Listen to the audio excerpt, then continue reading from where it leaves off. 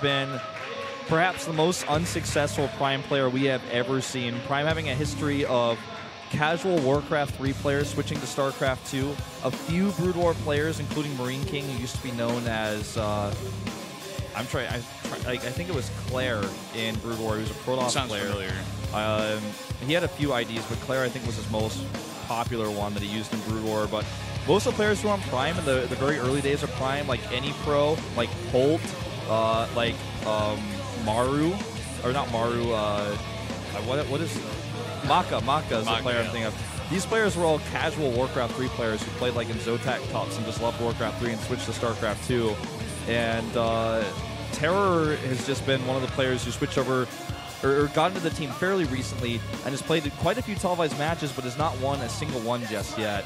Yeah, and he's up against Dream, the Terran out of MVP, who famously lost to Rain, who was late on his warp gate research, so that was one loss down to Rain playing Stalker All-In. He has also lost to one Zerg. Yep. Dream is a really, really good player. I feel like it's so sad to see him lose some of the matches that we see from him because he's always on the cusp of something great. Really, really good potential in this player. We're going to go into game number 2 right now between Terror and Dream, so stay tuned.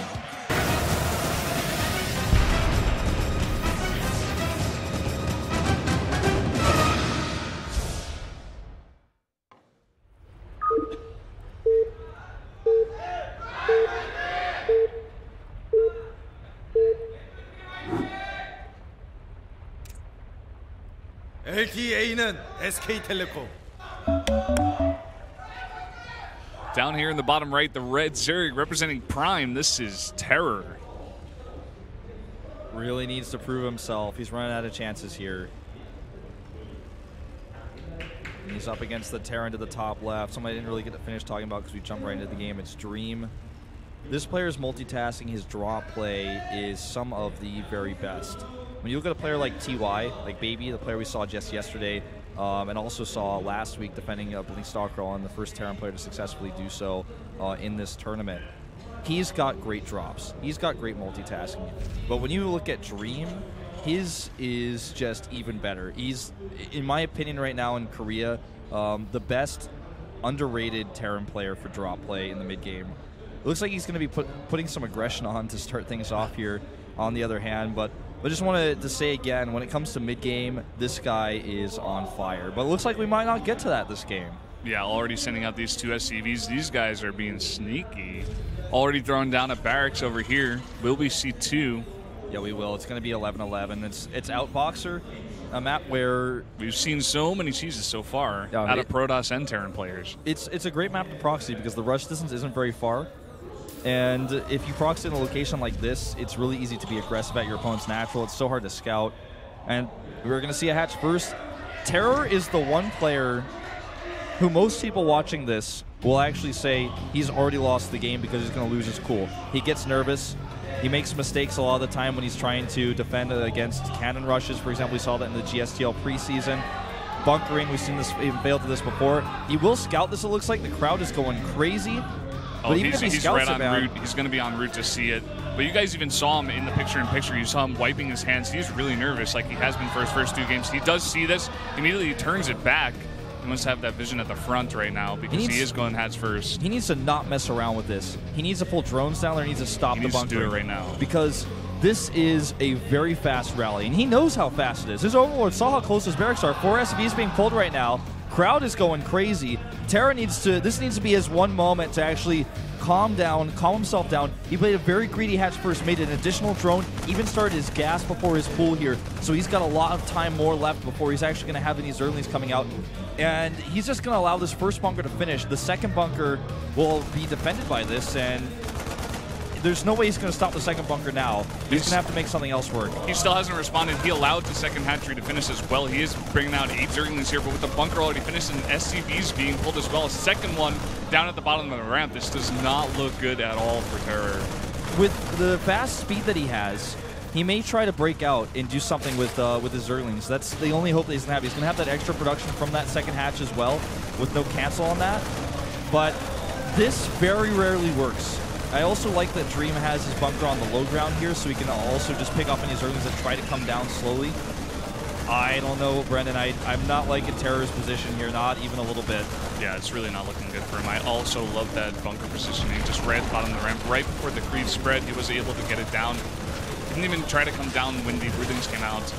Didn't, you know. He knows he can't. He's making 3 drones right now. Yeah. He starts a lair. The only answer here is Nidus. And he does have one Overlord near his opponent's main base. I think the problem is really that Dream can start poking up to the top of the ramp if he gets wind of what's happening. He's got a lot of Marines here. And a Baneling Nest is going down right now, as well as that lair. And you got to think in the mind of Dream, he's got to know that something's going to happen. He sees the lair going down as well. He's like, okay, I have your number. I know exactly what's happening. Yeah. Actually, has he seen the lair? I think he has. I think he did. I'm not 100% sure. The Observer circled it, so I think he did get a look at that. Well, if he's seen it, then all he needs to know is that his main base is the most critical point of defense to make sure no Nidus gets up in his base. He's slowly bunkering forward here, and has even salvaged some of the bunkers on the low ground that he was starting to construct earlier. He needs to be very careful, though. That bunker's not ready. These Marines are actually a little bit ahead of themselves. Well, he does have those 4 Marines in the bunker on the bottom of the ramp to help him out. Terror trying to do whatever he can, trying to poke down the Marines, try to do whatever damage he can possibly do before at least trying to break out with the Banelings, or maybe just try to go for a Nidus. There's the depot on the main base. You guys can see it on the mini-map to spot for Nidus for Dream, and there's only one Overlord over there. Nidus is not going to happen. The only thing that he could do, actually, is Nidus outside of his main base and run around by ground. That's actually something he could do, and it might maybe possibly work, because don't forget there's no units at home for Dream right now, and he feels pretty safe because he has the supply depot to block for the Overlord.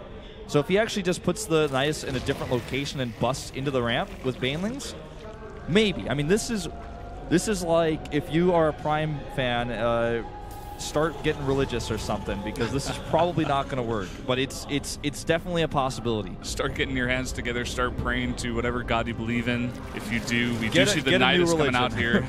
There's the Nidus, and Dream knows. He's like, okay, well, you don't have a Nidus in my main base, so all I need to do is make 3 bunkers at home. Still doesn't have a lot of units, though. He's sending a few of those home right now. I don't think this is going to work, though. There's no way. We see Dream even overreacting right now. 4 bunkers. We see the Nidus does come out, and Terror is going to try to go for something. The Zergling's poking up, seeing 2 bunkers already complete with the wall of supply depots at the top. This is the same face that we saw from Terror when he tried to all-in against Parting in his previous match, where it's just he's going to have to just right-click to his heart's content and hope that Dream makes a bunch of mistakes, because not 1 mistake, not 2 mistakes to get him in this game. It's going to take a lot more than that. Here we go. There's actually so many Banelings, but on the other hand, 4 bunkers here, even a Hellion to do AoE damage. I don't think this has any chance of success here.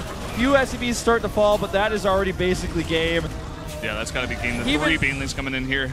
Microing his SCVs very well as well. A lot of SCVs go down there, actually, but it's not going to be enough. 11 go down. None of these bunkers were even destroyed. He does have a starport and a factory up, so enough tech to support him if this does go a little bit later, which... If you're new to professional StarCraft 2, there is never, ever a situation where it's a good thing if a Zerg player is on 1 base with lair tech. That is never a situation that any Zerg player would ever do on purpose if they were allowed to do anything differently. This is a situation that Dream has forced Terror into. Terror accepted the second he scouted that barracks, because he had a very aggressive economic build with even the extra drone and the gas before pool. He accepted that he was just going to be in a situation where he needed the 1 base. And he said that from the beginning to himself, did not even pull drones down to try to defend the bunker. And now this game is lost. This game is forfeit, because there's no way that he's going to be able to recover from this. He's getting Baneling speed off of 1 hatchery. Baneling speed off of 1 hatchery. He had about 17 drones. He is starting 2 more now, but we do see Banshees with Cloak coming out of Dream, and that's not something that Terror is going to have anything to deal with here. And I mean, this is not a big problem, obviously. Whoa!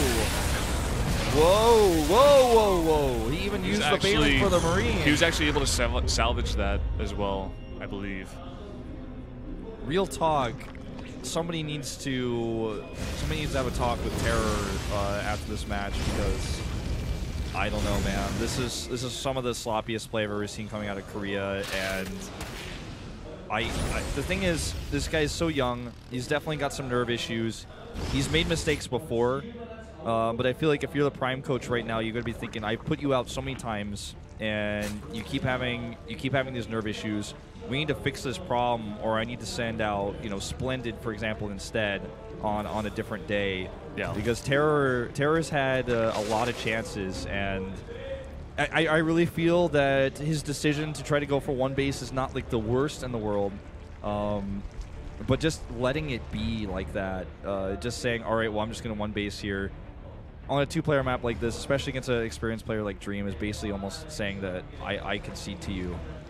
Here comes the Banshee now. There is Lair Tech, so he can, make an Overseer, but it's not ready yet, so he's going to lose so many drones. The Spore isn't ready either. Look at Terra's face. GG! Dream takes the 2-0 lead for MVP and his very first win this season. And he looks really confident. He's just like, okay, well, that was an easy game for me, He didn't do much except go for that double 11-11 barracks, go for the aggression. Terror just did not respond correctly. Like we said before, Terror not looking good. He has been put out 3 times in a row for Prime and lost 3 games in a row now. Yeah, this is, this has just got to be so disappointing for Terror and also the Prime coach. And I don't know how else to say it, guys. The play that we saw from him was a little bit sloppy. The build order from Dream was a solid one. Terror's build was really greedy, so it's tough to defend in a situation like this if you're Terror. Pulling your drones down, stopping the bunkering, especially because Dream did the bunkering so well, where he had his first bunker so far away from the hatchery. It means the drones have to go even further against Marines that are coming very, very close to that bunker because the barracks are so far forward. Defending by pulling drones would have been almost as hard, but he didn't even try. And he went for the most predictable of outcomes. As soon as Dream's like, okay, you're not going to try to defend this, he knew exactly what was coming at his depot set up in the main base. Once the Naias timing was there and there was no Naias going in his main base,